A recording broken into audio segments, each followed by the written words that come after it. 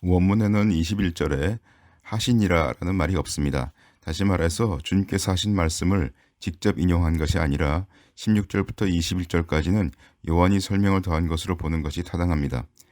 요한복음 3장 22절입니다. 이후에 예수께서 제자들과 유대 땅으로 가서 거기 함께 유하시며 침례를 주시더라.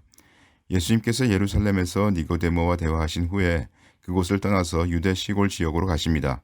예루살렘도 유대 지방에 있었지만 그곳은 특별히 어느 지방에도 속하지 않는 것처럼 여겨지기도 하였습니다.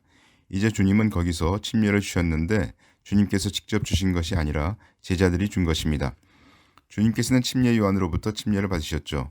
주님의 제자 중에 적어도 2명은 침례 요한의 제자였습니다. 그들은 요한과 함께 있을 때 요한의 침례를 받았을 것입니다. 그러나 예수님께서 주시는 침례는 요한의 침례와 그 의미가 틀리기 때문에 처음에는 예수님께서 직접 몇몇 제자들에게 침례를 주셨을 것입니다. 침례를 받지 않은 자가 침례를 주지는 않았을 것이기 때문에 주님으로부터 침례를 받은 그들이 주님과 함께 있으면서 사람들에게 침례를 베풀었을 것입니다. 주님의 제자들이 침례를 주었지만 주님께서 주신 것으로 언급되는 것은 주님께서 제자들에게 그렇게 사역을 할 것을 위임하셨기 때문일 것입니다. 주님께서 위임하신 것을 하는 제자는 주님의 권위를 가지고 그 일을 하는 것이죠. 제자들이 이때 준 침례는 그리스도인이 주님을 믿고 받는 침례와는 구별됩니다. 그리스도인의 침례는 주님과 함께 죽고 주님과 함께 산 것을 나타내는 것이므로 주님께서 십자가에 달리시고 부활하신 후에야 그 의미가 드러났습니다. 그러므로 이때의 침례는 아마도 침례 요한의 침례의 의미 곧 죄를 자복하는 것을 뜻하는 것일 것입니다.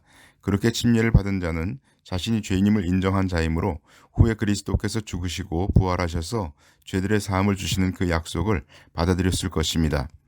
베드로나 그 외의 주님의 사도들이 언제 침례를 받았는지는 명확하지 않습니다.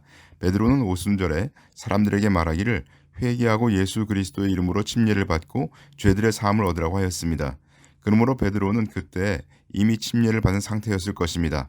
아마도 여기 제자들이 유대 땅에서 침례를 줄 때에 베드로도 이미 침례를 받은 상태라고 추정할 수 있죠. 이때 침례를 받은 자들은 죄를 자복함과 동시에 또한 그리스도의 제자가 될 것을 다짐했을 것입니다. 그것은 당시에 주님을 따르는 제자들이 있는 것을 보면 알 수가 있습니다. 제자들이 이때 준 침례는 그리스도인이 주님을 믿고 받는 침례와는 구별됩니다.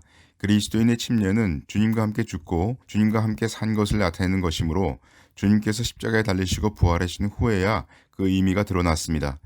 그러나 주님의 침례는 침례 요한의 침례의 의미 곧 죄를 자복하는 것을 뜻하는 것 이상일 것입니다. 주님의 침례를 받은 자는 자신이 죄인임을 인정하는 자이고 또한 주님을 따르기로 한 자이기 때문에 후에 그리스도께서 죽으시고 부활하셔서 죄들의 사함을 주시는 그 약속을 받아들였을 것입니다. 베드로나 그 외의 주님의 사도들이 언제 침례를 받았는지는 명확하지 않습니다. 베드로는 오순절에 사람들에게 말하기를 회개하고 예수 그리스도의 이름으로 침례를 받고 죄들의 사함을 얻으라고 하였습니다. 그러므로 베드로는 그때 이미 침례를 받은 상태였을 것입니다.